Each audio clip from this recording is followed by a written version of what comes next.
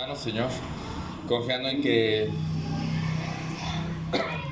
tú eres poderoso para hacernos entender, para abrir corazones, Señor, y tu palabra también es poderosa, Señor. Entonces, ayúdanos a entender, ayúdales a entender a los que aún no te conocen, Señor, a los que aún no han puesto toda su confianza en ti y no han entregado su vida, Señor. Ayúdales, Señor. Te pido que también a mí me des facilidad de expresar lo que tu palabra dice. Ayúdame a no ser confuso, Señor. Pues el tema es complicado, Señor.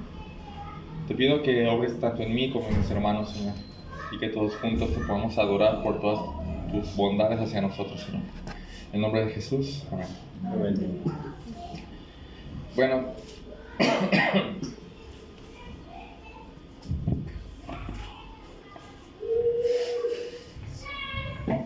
cuando pensamos en el sacrificio de Cristo, generalmente, y no me van a dejar mentir, generalmente pensamos sobre todo en su salvación, ¿no? Y se nos viene a la mente pasajes como Juan 3:16, ¿no? Porque de tal manera amó Dios al mundo que ha dado a su Hijo unigénito, se lo entregó para que todo aquel que en él cree no se pierda, sino que tenga vida eterna, salvación. O pensamos, por ejemplo, en Mateo cuando dice, dice, y dará a luz un hijo y llamará su nombre Jesús, pues él salvará a su pueblo de sus pecados. Entonces, muchas veces pensamos en el sacrificio de Cristo únicamente en el área de su salvación. Pero los efectos de la cruz son mucho más amplios que esto. Y los hemos visto. Voy a mencionar algunos de los que hemos visto. Por ejemplo, en su muerte en la cruz, Cristo obtuvo, para todos los que creemos en Él, Cristo obtuvo toda bendición espiritual en los lugares celestiales. Eso lo vimos en Efesios 1:3. O por ejemplo, también Él obtuvo para nosotros santidad y pureza, versículo 4. O también Él obtuvo para nosotros la adopción. Dios nos adoptó solo porque Jesucristo murió por nosotros. Sin su sacrificio no hay adopción. También, versículo 7, Él obtuvo para nosotros redención, o sea, el pago que costó nuestro pecado.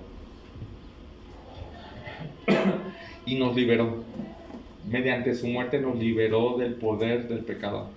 Ya no somos más sus esclavos y de las consecuencias eternas. Ya no hay muerte eterna en Cristo. También por medio de su muerte Él obtuvo para nosotros herencia, su herencia, que es el reino de los cielos. Y también por medio de Cristo, en el versículo 13, tenemos su espíritu como sello y como garantía de que obtendremos esa herencia. Ya en el capítulo 2, versículo 5, eso lo vimos hace 2 semanas, gracias a la muerte de Cristo, a nosotros se nos dio vida, pues Él pagó el costo de la muerte eterna. Y no solo eso, sino que la semana pasada, también en el versículo 6, en su muerte compró para nosotros un lugar. ¿Cuál lugar fue este? ¿Se acuerdan? El lugar de preeminencia. En el versículo 6 dice que no solo nos dio vida y nos resucitó, sino que nos hizo sentar en los lugares celestiales junto con Cristo.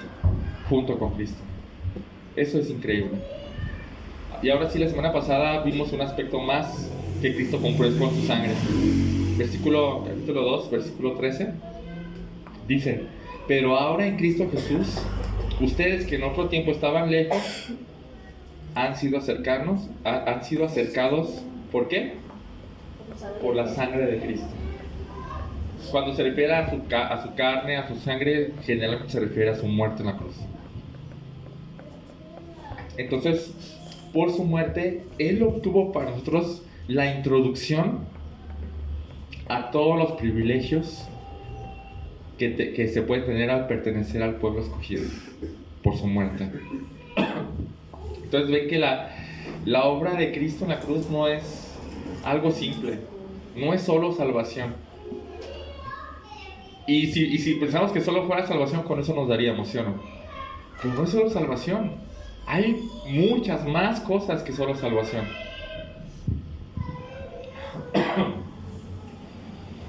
Hoy vamos a ver otro aspecto más. En la cruz, Cristo compró nuestra reconciliación con Dios. Y dices, ¿había enemistad? Yo no estaba peleado con Dios. Bueno, quizás tú no estabas peleado con Dios. Quizás no había enemistad de tu parte, pero Dios sí tenía todo contra ti. Acompáñame a Salmo 5, por favor. Salmo 5:5.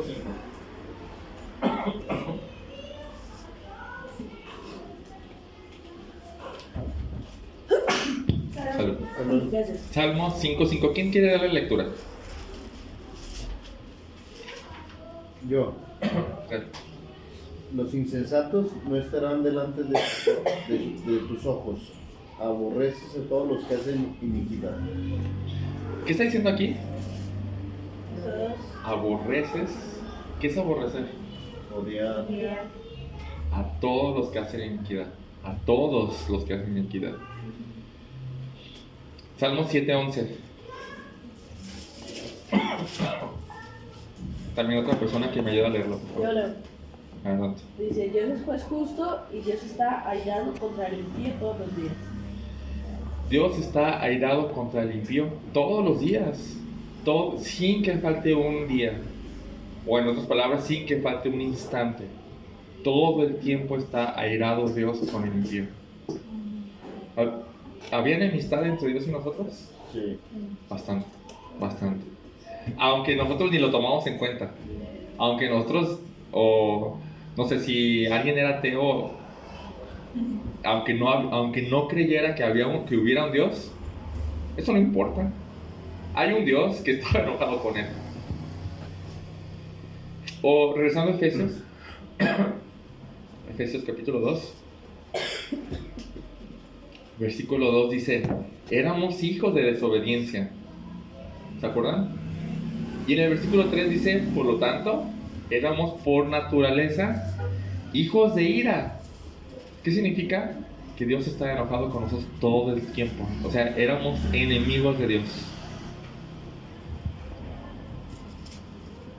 ¿Qué significa ser enemigo de Dios? A ver, díganme. ¿Qué significa ser enemigo de Dios? Está apartado. ¿Está qué, perdón? Apartado. Alejado con odio, rencor. Es amigo del diablo. En cierta manera, sí. ¿Sí? No hacer las cosas bien. ¿Perdón? No hacer las cosas bien. Bueno, sí. Pero, ¿qué significa que Dios sea tu enemigo? Eso es lo que quiero saber. Tienes el enemigo más lleva el rotundo Sí. sobre tu cabeza. Sí. Hay condenación eterna. O sea, es tu enemigo. Ahorita que dijiste eso, Carlos, vi un testimonio de una persona que él lo abandonó. Su mamá era drogadicta o tomaba algo así. Y el niño pasó una vida muy fea. Y él tenía mucho rencor con Dios, que por qué le pasaba. Y él definitivamente dijo que él no lo podía ver Dios porque su vida que tomó, si era Dios bueno, ¿por qué tomó esa situación de su vida que tenía fea? Entonces, él no tenía reconciliación, estaba enojadísimo. Pero llegó un día que una persona le habló de la palabra de Dios y conoció, y ahí se reconcilió con Dios y vio que Dios hizo todo eso para que llegara el momento y conociera realmente la palabra de Dios y de corazón. Ahí se reconcilió. Bueno, pero ese es el ejemplo contrario.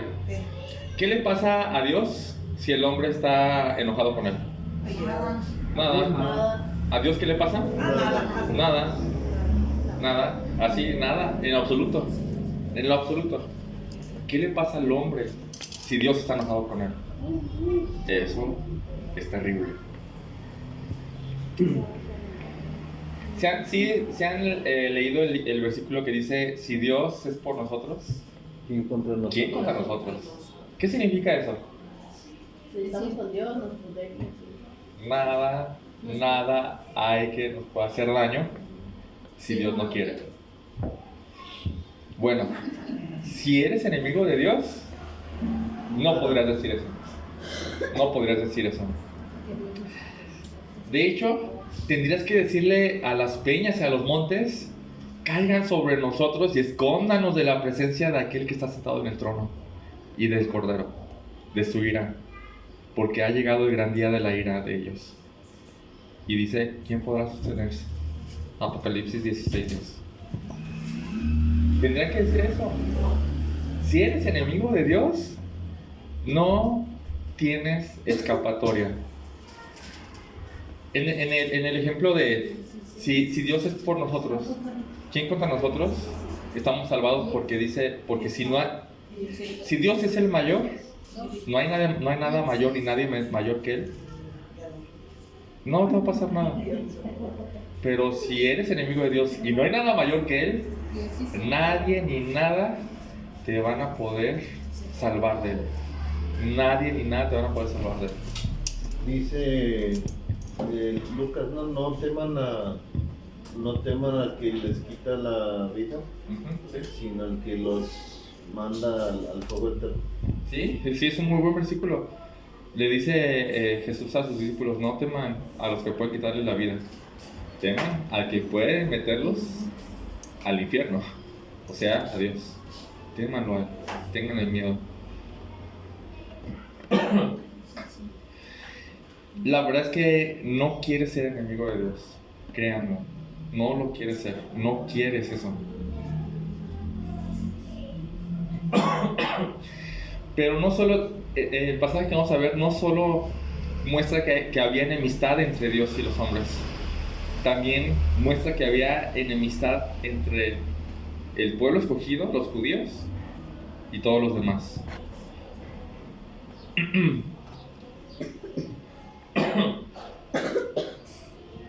Y vamos a ver eso a lo largo de toda la Biblia. O sea, los gentiles, los que se consideran gentiles, y los judíos no se llevaban nunca. Para los judíos, los gentiles eran sucios, eran contaminados. Por ejemplo, vamos a Juan 18:28. Juan 18:28.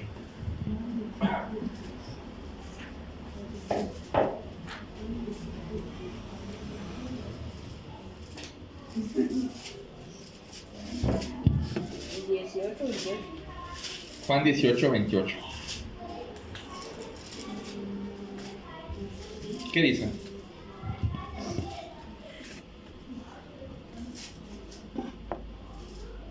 ¿Quién quiere leerlo? Habla. Llevaron a Jesús a casa de Caifás. Sí. Llevaron a Jesús a casa de Caifás al pretorio. Era de mañana y ellos no entraron en el pretorio para no contaminarse y así poder comer la Pascua. O sea, los fariseos llevaron a Jesús, pero no entraron al área de la casa de Caifás, al pretorio, perdón, donde estaba Pilato, porque se contaminaba. O sea, a ese grado es como que, no, tú eres sucio y no me junto contigo. Fíjense cómo le reclamaron a Pedro. ¿Se acuerdan cuando Pedro entró a la casa de Cornelio, que este era gentil? Cuando dio su informe, vamos a Hechos 11, por favor.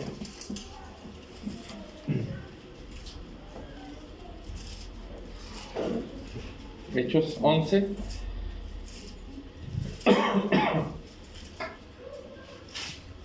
Hechos 11, versículos 2 y 3.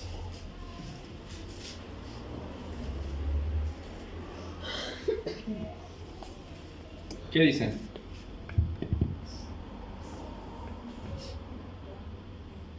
Lo leo, pero Sí. este no está.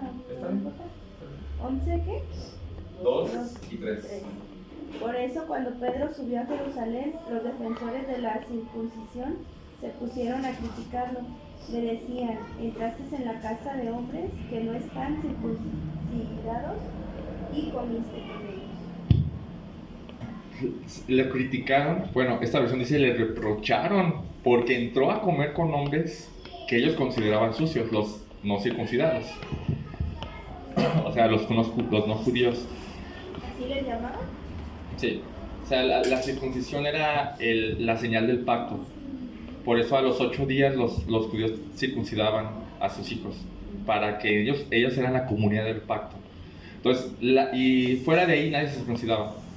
Eso demostraba que alguien era judío o que no era judío, la circuncisión. Entonces, la circuncisión o la incircuncisión tomó sinónimo de gentil o judío. Gentil o judío. Entonces le reprocharon a Pedro. O sea, sí había enemistad fuerte. Ahora, no solo de parte de los judíos hacia los gentiles, también desde los gentiles hacia los judíos. Para los gentiles, los judíos eran de lo peor. Un comentarista dice así: a los judíos los consideraban enemigos de la raza humana, personas llenas de ánimo hostil hacia todo el mundo. O sea, imagínense, ellos se consideraban así como que los superiores. Entonces, así los trataban a todo el mundo. Entonces, ¿cómo los veía todo el mundo? Payasos, pero con odio, ¿no? Y este ánimo lo refleja muy bien Pilato cuando le dice a Jesús. Jesús le dice, ¿qué te dijeron los judíos? Porque Pilato dice, ¿por qué estás aquí? Dice, pues tú lo sabes. Y Pilato le dice, ¿acaso yo soy judío? Eso es despectivo. Entonces había una enemistad fuerte entre judíos y gentiles. Ahora, ¿hasta dónde llegó esta enemistad entre judíos y gentiles? En el año 70, después de Cristo, los romanos, que eran los gentiles más cercanos, destruyeron Israel. Así. El templo, palacios, las casas de los sumos sacerdotes, todo lo derribaron. Todo.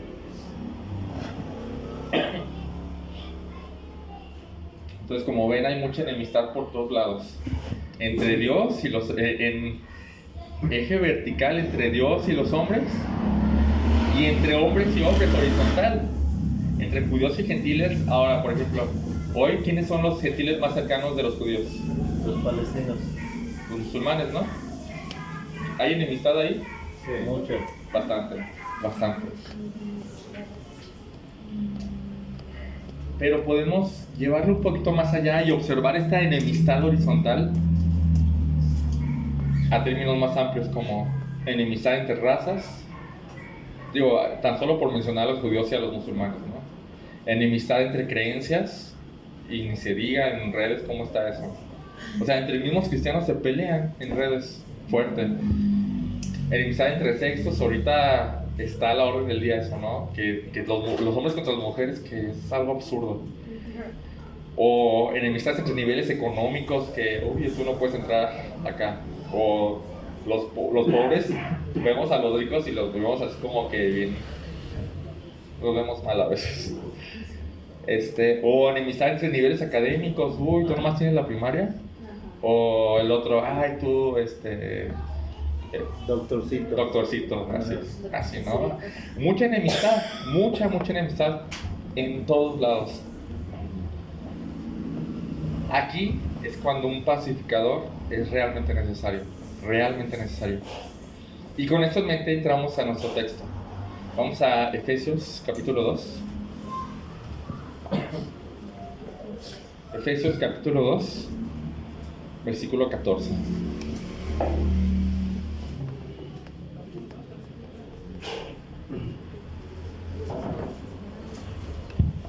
¿Ya estamos ahí? Dice, porque Él mismo es nuestra paz. Ahora, estamos hablando de Cristo. Versículo 13 terminó diciendo, pero ahora en Cristo Jesús, vosotros que en otro tiempo estabais lejos, habéis sido hechos cercanos por la sangre de Cristo. Y entonces el 14 dice, porque Él mismo es nuestra paz. Él mismo es nuestra paz. Y como lo vamos a ver, paz desde los dos frentes. Paz en el eje vertical entre Dios y el hombre, y paz en el eje horizontal, entre hombre y hombre.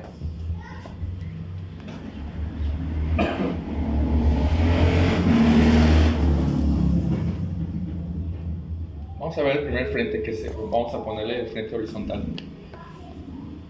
Enemistad entre judío y gentil. Cristo proporcionó reconciliación. Versículo 14. Porque Él mismo nuestra paz. Y de ambos pueblos hizo uno, derribando la pared intermedia de separación, poniendo fin a la enemistad en su carne, la ley de los mandamientos expresados en ordenanzas, para crear en Él mismo de los dos un nuevo hombre, estableciendo así la paz.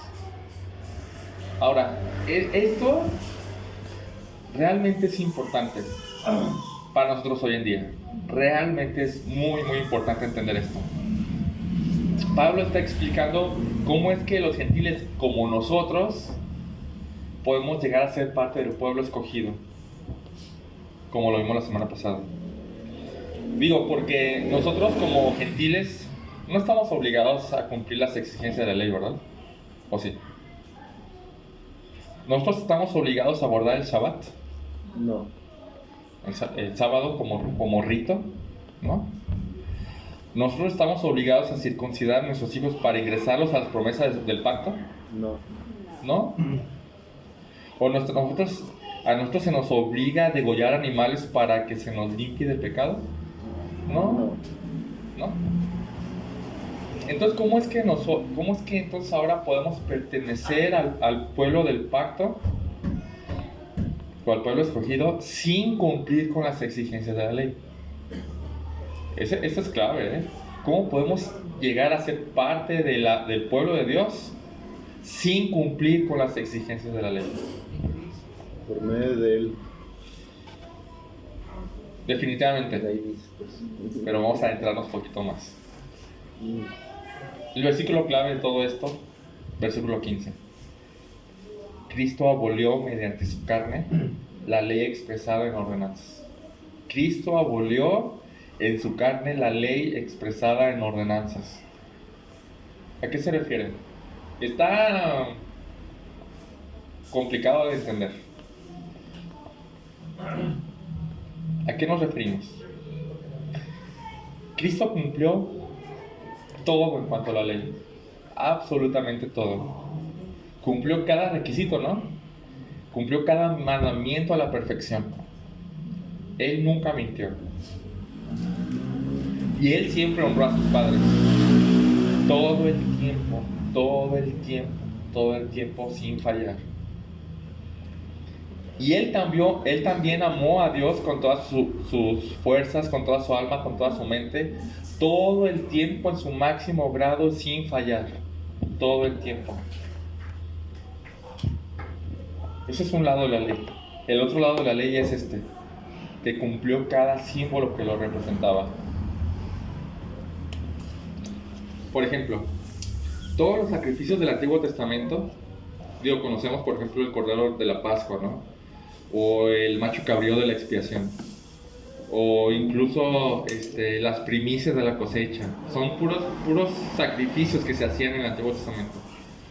Todos estos sacrificios apuntaban a Cristo. Todos, apuntaban. Y de hecho el tabernáculo y el templo eran una representación de Cristo. ¿Cómo alguien se le limpiaba de pecados antes en el Antiguo Testamento? La aspersión de sangre. Mediante sacrificios. En el tabernáculo. O en el templo después. Es una representación de Cristo. ¿Cómo a alguien se le quita el pecado? Por medio del Cordero de Dios, como dice Juan el Bautista. Así que Cristo fue el cumplimiento de todo sistema religioso.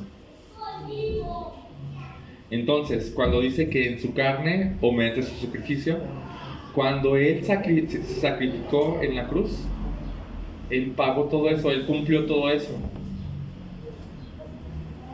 Por eso, después de Cristo, ya no se hacen sacrificios. O si alguien degolla una vaca para ser libre del pecado. ¿No? ¿No? Entonces, todo ese sistema religioso de lo que Pablo denomina en el versículo 14 la pared divisoria de enemistad que separaba a ambos pueblos, el gentil y el judío, esa pared que los separaba se vino abajo. Y dices, bueno, ¿y eso a mí qué? ¿No? Eso, ¿de qué nos sirve saberlo a nosotros o de qué nos sirve a nosotros esto? ¿Cómo se salva un judío si los ritos ya fueron abolidos por Cristo? ¿Cómo se salva un judío? Por la fe en Cristo, por la fe únicamente en Cristo, sin las obras de la ley. ¿Cómo se salva un gentil ya que los ritos fueron abolidos? Igual. Por la fe en Cristo. ¿Saben qué significa eso? Todo mundo, quien sea, se salva por medio de la fe en Cristo. Ya no hay algo que debemos cumplir. Ya no existe eso. Cristo le puso fin. Eso significa abolir. Puso fin a eso. Entonces por eso lo menciona así. Cuando Cristo abolió en su muerte el sistema religioso, lo hizo para crear en él mismo de los dos un nuevo hombre. O sea, un nuevo estilo de humanidad, con una nueva y única forma de acceder a Dios, mediante Jesucristo, mediante Él mismo. Y entonces así estableció la paz. ¿Ya se fijaron? Ya no hay de que tú eres judío o tú eres gentil, tú no puedes acceder a Dios. O, ay, sí, tú nomás puedes acceder a Dios. Ya no existe eso. Ahora eres parte del pueblo, creíste en Cristo, pero ¿de dónde eres? Soy judío. Oye, ¿y tú de dónde eres? Pues yo soy romano, ¿no? O soy mexicano. Somos parte de lo mismo. Somos exactamente parte de lo mismo. Gálatas 3:28. ¿Qué dicen?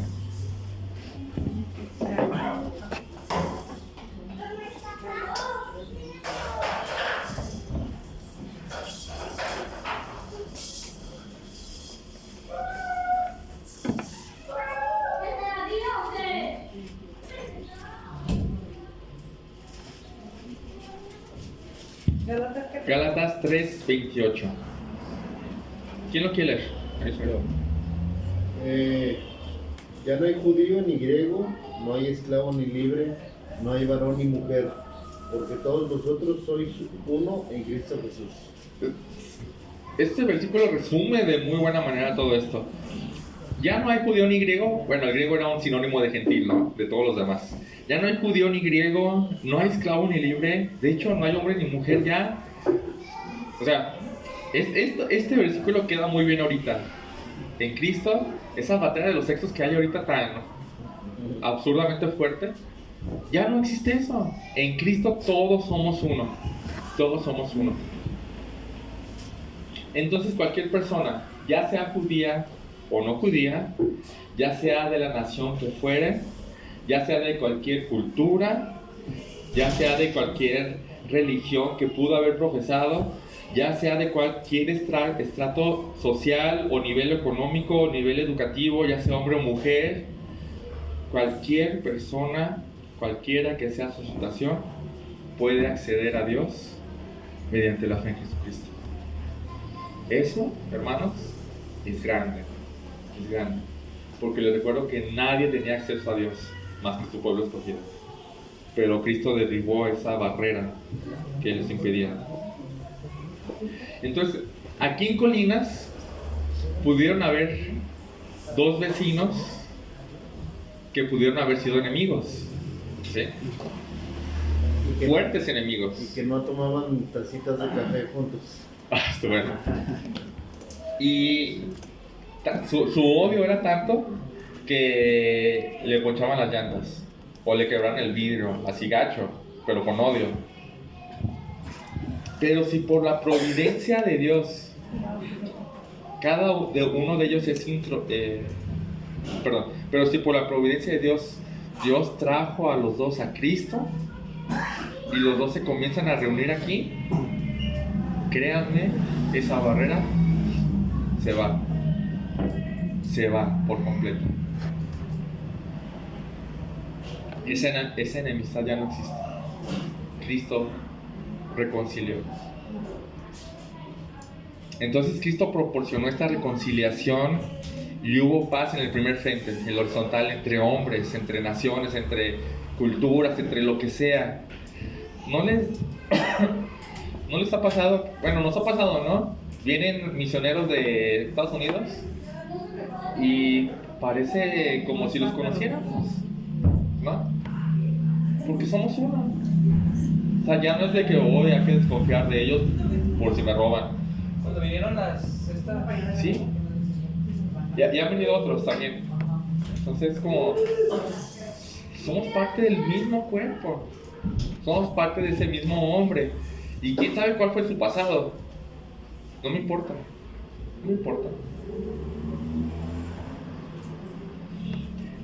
Pero subimos a otro nivel. Cristo es nuestra paz también en el nivel vertical entre Dios y el hombre, en nuestra situación con Dios. Versículo 16. Estamos en Efesios 2, por favor. Efesios 2, 16. ¿Efesios qué, perdón? 2, 16.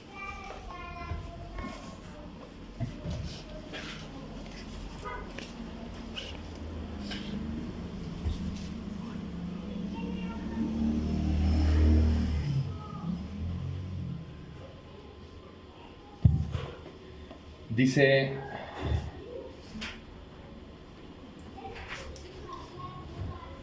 voy a retomar desde el 15, dice, poniendo fin a la enemistad en su carne, la ley de los mandamientos expresados en ordenanzas ese es el primer objetivo, para crear en él mismo de los dos un nuevo hombre. Y el segundo objetivo es, y para reconciliar, 16, con Dios, a los dos, en un cuerpo por medio de la cruz, habiendo dado muerte en ella la amistad. Entonces, vino y anunció paz a ustedes que estaban lejos y la paz a los que estaban cerca, porque por medio de Cristo los unos y los otros tenemos nuestra entrada al Padre en un mismo espíritu. Entonces sí, los judíos también eran enemigos de Dios. No por ser el pueblo escogido, no eran enemigos, también eran enemigos. Fíjense cómo Pablo lo menciona en el versículo 3. Dice, entre ellos también todos nosotros en otro tiempo vivíamos en las pasiones de nuestra carne, satisfaciendo los deseos de la carne y de la mente, y éramos por naturaleza hijos de ira, lo mismo que los demás. ¿Qué significa eso? Nosotros los judíos éramos hijos de ira, igual que los gentiles. Así, no había diferencia. Entonces todos, tanto judíos como gentiles, eran hijos de ira. Básicamente se puede resumir en que todos en el mundo están enemistados contra Dios. Así que necesitamos un pacificador, un reconciliador entre Dios y los hombres. Esto hizo Jesucristo también en la cruz. Ahora, ¿cómo lo logró? ¿Cómo logró Cristo en su muerte poner o finalizar con la enemistad entre Dios y el hombre? También lo logró ahí en el versículo 15, mediante la abolición de la ley expresada en ordenanzas. Acompáñenme a Romanos 10:4, por favor.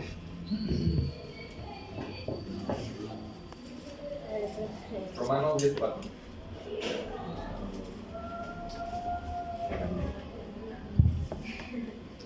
¿Romanos qué? Romanos 10:4. ¿Quién quiere leerlo? Yo, Lío. porque el fin de la ley es Cristo, para justificar a todo aquel que cree. Ok. Y estas palabras o sea, la conjugación de estas palabras son difíciles, ¿no? El fin de la ley es Cristo, de Cristo para justificación de todo aquel que cree. Dices, ¿de qué está hablando? Entonces recurrimos a una versión de la Biblia más actual, ¿no? Tenemos, por ejemplo, ahí la Nueva Traducción Viviente, y dice así: pero Cristo ya cumplió el propósito por el cual se entregó la ley. ¿Se entiende más, no? Cristo ya cumplió el propósito por el cual se entregó la ley. Y como resultado, a todos los que creen en Él se les declara justos a los ojos de Dios. ¿Mejor o no? La Nueva Traducción Viviente sirve también. Esas versiones sirven para entender mejor. Pero Cristo ya cumplió el propósito por el cual se entregó la ley. Como resultado, a todos los que creen en Él se les declara justos, o sea, rectos, o sea, se les declara como si hubieran cumplido la ley a los ojos de Dios. Y esto me lleva a Romanos 3:20. Romanos 3:20. Y también lo voy a leer en la Nueva Traducción Viviente. Pero de todos modos, síganme con su mirada.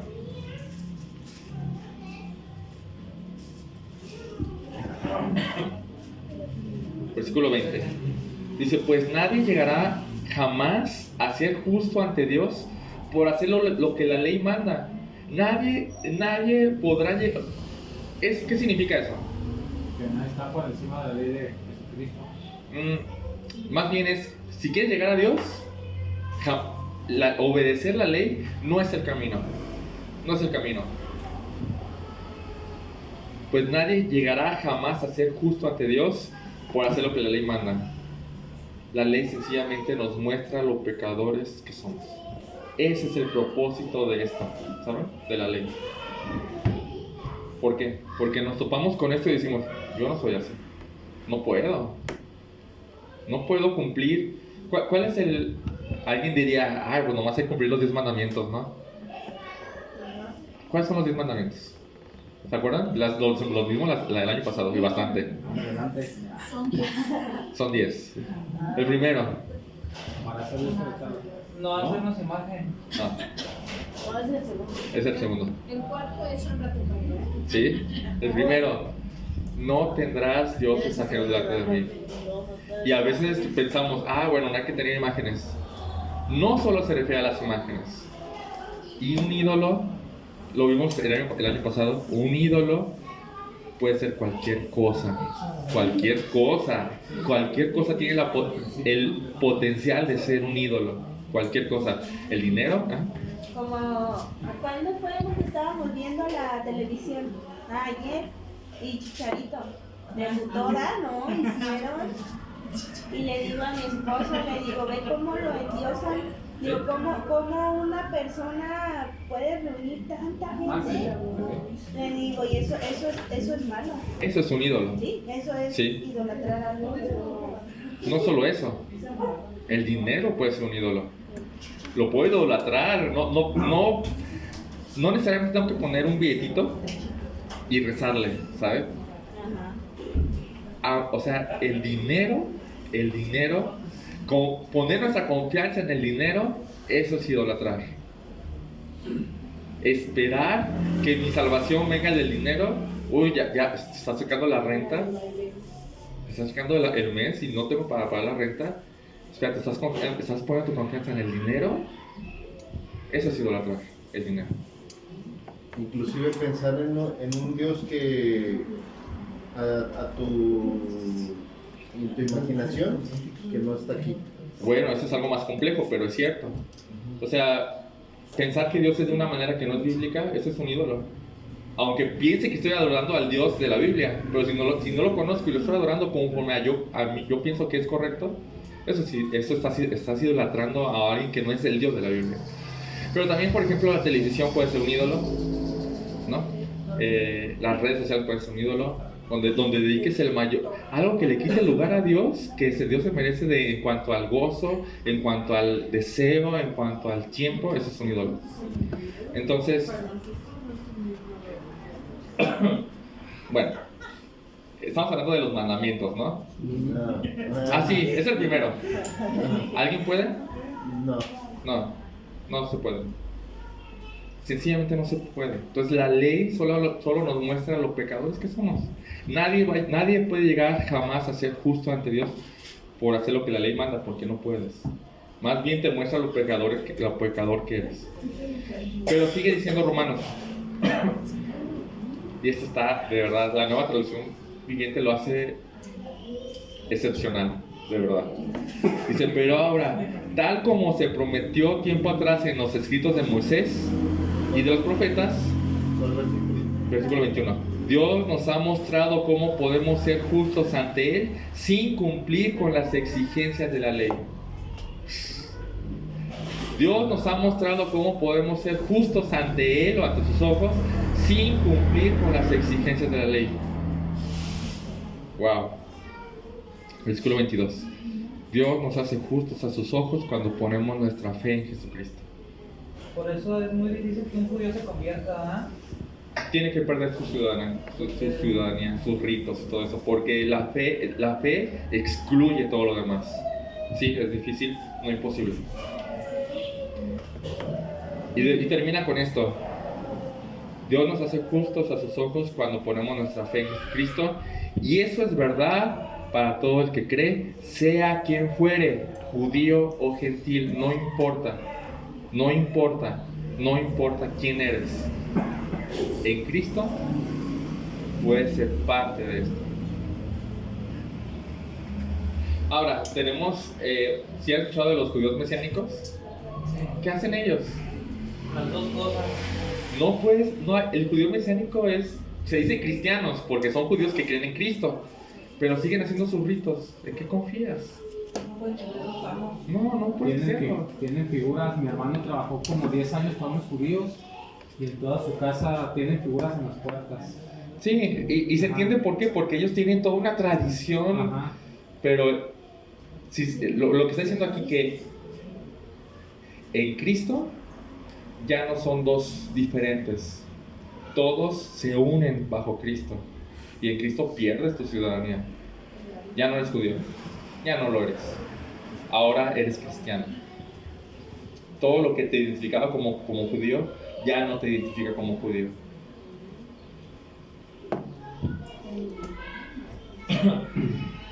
Entonces, esto es precisamente de lo que estamos hablando. Jesucristo puso fin a las exigencias de la ley, habiéndolas cumplido. Y ahora, tanto judíos como gentiles, el primer frente era horizontal. Ahora, todos juntos, judíos y gentiles, podemos estar reconciliados con Dios. Porque ya no hay nada ahí que estorbe, ya no hay nada. La ley que ni siquiera el judío podía cumplir, ya no estorba. La ley que el gentil le daba igual, ni siquiera ya no estorba. Ya no hay obstáculos para acercarnos a Dios mediante Jesucristo. Ya no hay obstáculos. Me encanta como dice Romanos, dice, y esto es verdad para todo el que cree, sea quien sea.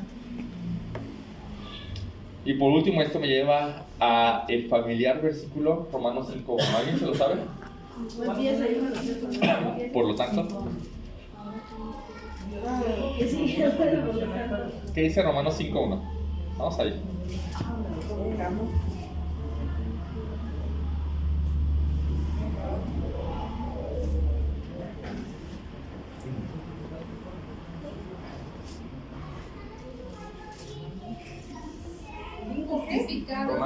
Romanos 5.1. Sí. Justificado pues por la fe tenemos paz para con Dios por medio de nuestro Señor Jesucristo. Ahí está. Justificados pues por la fe o declarados justos por la fe en Jesucristo, hay paz. Hay paz entre Dios y los hombres.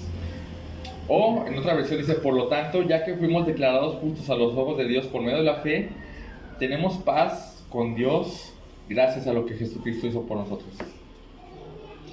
Ahora, ¿qué significa?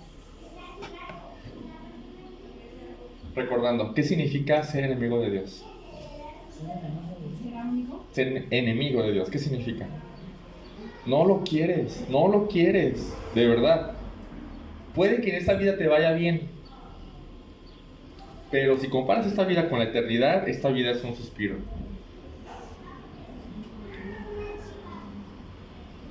Ahora, ¿qué significa ser amigo de Dios? Estar reconciliado con Dios. ¿Qué significa eso? Ajá, ¿qué más? Tener paz eterna. Ajá, ¿qué más? Tenemos paz para con Dios. Sí, eso es lo que significa. ¿Qué significa estar reconciliados? ¿Qué significa estar en paz con Dios? Pues que tenemos la fe en Cristo, ¿no? ¿Sí? Hay algo más grande que todo eso. Dios está de nuestra parte. Nuestro amigo. Sí, Wow, eso es... Deséalo de verdad. Eso es grande. Ahora sí podemos leer Romanos, ¿estamos en Romanos? Romanos 8, 31. Podemos leer este texto y ahora sí sentir un gran alivio. 8:31. Entonces, ¿qué diremos a esto? Si Dios es por nosotros, ¿quién contra nosotros? El que no negó a su propio Hijo, sino que le entregó por todos nosotros, ¿cómo no nos dará también junto con Él todas las cosas? ¿O quién nos acusará? Dice, ¿quién acusará a los escogidos de Dios? Si Dios es el que justifica, ¿quién nos acusará? ¿O quién nos condenará? Si Cristo Jesús es el que murió por ellos. Y si murió, más aún el que resucitó, el que además está a la diestra de Dios. Y aparte, sobre todo, ¿quién nos condena si Jesucristo intercede por nosotros? Y después dice, ¿quién nos separará del amor de Cristo? ¿Tribulación? ¿Angustia? ¿Persecución? ¿Hambre? ¿Desnudez? ¿O peligro de espada? Tal como está escrito, versículo 36, por causa tuya somos puestos a muerte todo el día, somos considerados como ovejas para el matadero. Pero en todas estas cosas somos más que vencedores por medio de aquel que nos amó. Porque estoy convencido que ni la muerte, ni la vida, ni ángeles, ni principados, ni lo presente, ni lo porvenir, ni los poderes, ni lo alto, ni lo profundo, ni ninguna otra cosa creada nos podrá separar del amor de Dios que es en Cristo Jesús, Señor nuestro. En Cristo tenemos paz para con Dios. Y eso es invaluable. Esa es la canción de... En esta vida nos puede ir muy mal, de verdad. Pero si tenemos a Dios de nuestra parte, es todo lo que necesitamos. Malaquías dice, podrá no haber fruto en la vid, podrá no haber ganado, podré estar muriéndome de hambre, pero mi porción eres tú. Te tengo a ti. Y si te tengo a ti, da igual todo lo demás. Efesios 2:19 concluye este resumen. O más bien concluye con este resumen. Efesios 2:19. Así pues, ustedes ya no son extranjeros ni extraños, sino que son conciudadanos de los santos y son de la familia de Dios.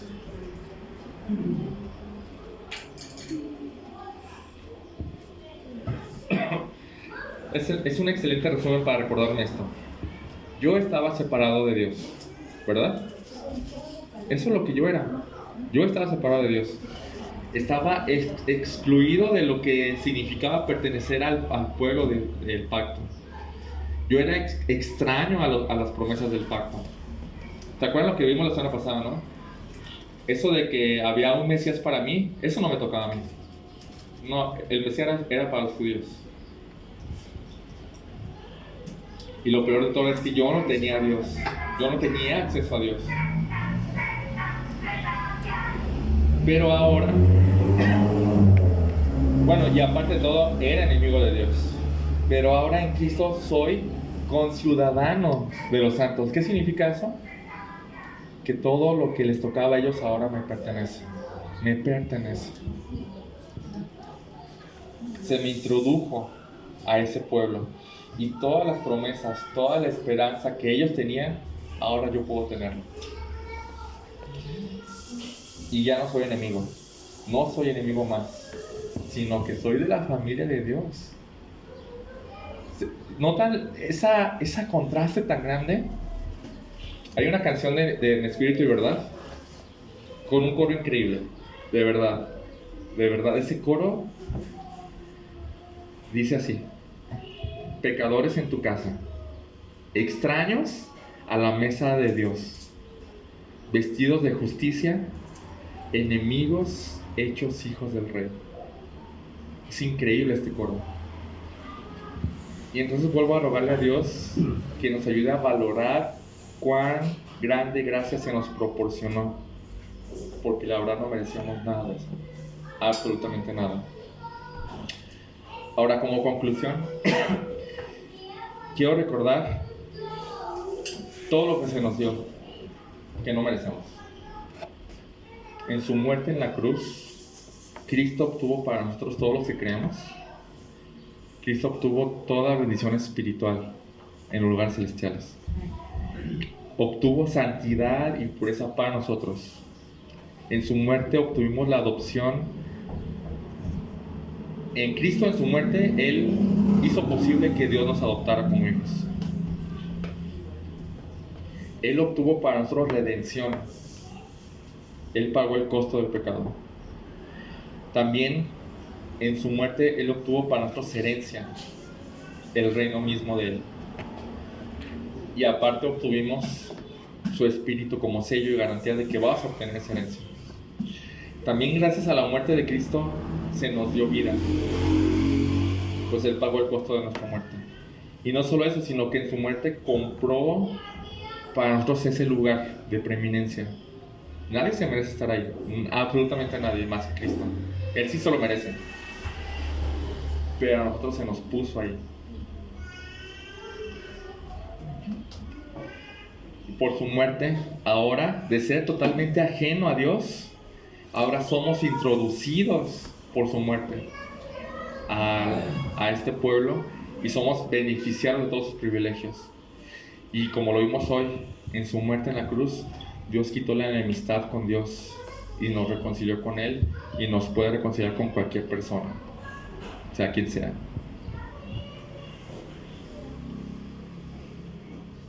Ya no somos enemigos, con todo lo que eso implica. Ahora se nos llama familia.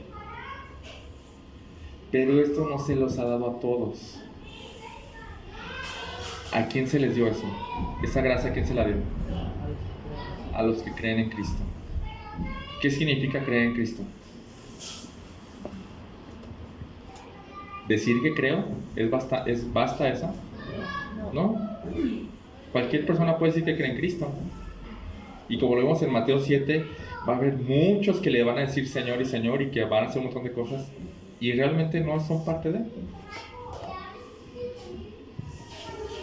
¿Qué significa creer en Cristo? Nacer de nuevo. Nacer nuevo, ok. ¿Qué más? Actuar como Cristo. Ok. Intentar. ¿Sí? Tener total confianza en Él. Sí. Confianza para tu salvación. No confiar en que nada que salga de ti puede acercarte a Él. Nada que puedas hacer tú puede acercarte a Él. Confiar en que Él ya lo hizo todo. Y entregar tu vida. Entregarle tu vida a su disposición. Es parte de la fe. Entonces, si no lo has hecho, entonces nada de esto es para ti. Sigues siendo enemigo de Dios, con todo lo que eso significa, de verdad, con todo lo que eso significa, aunque ahorita te esté teniendo paciencia. Así que te ruego que corras a Él en busca de perdón. Arrepiente de todos tus pecados y busca a Dios. Lo necesitas. Él no te necesita, tú lo necesitas a Él. Él no te rechazará si lo buscas con todo tu corazón. Y si ya creíste y si le has entregado tu vida y eso se nota, entonces asómbrate, porque todo eso te pertenece. Todo eso no solo es salvación. La cruz de Cristo no solo significa salvación. hay muchas cosas ahí dentro. Entonces, asómbrate, salta de alegría y vive así. Pues ya no eres enemigo de Dios, sino que te volvió su hijo. Wow.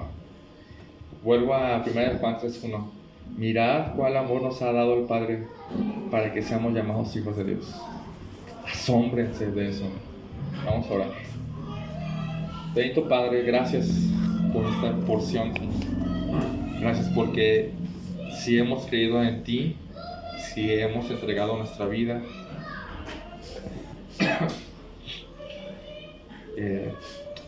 todas estas cosas que tú compraste con tu sangre en la cruz,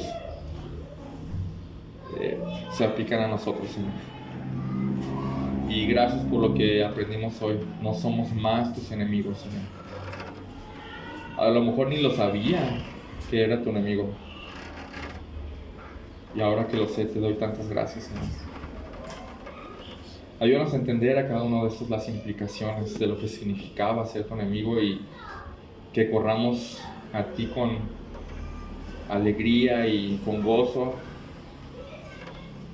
dándote tantas gracias y viviendo agradecidos, Señor. Gracias porque tú lo lograste todo, Señor, y nosotros nada.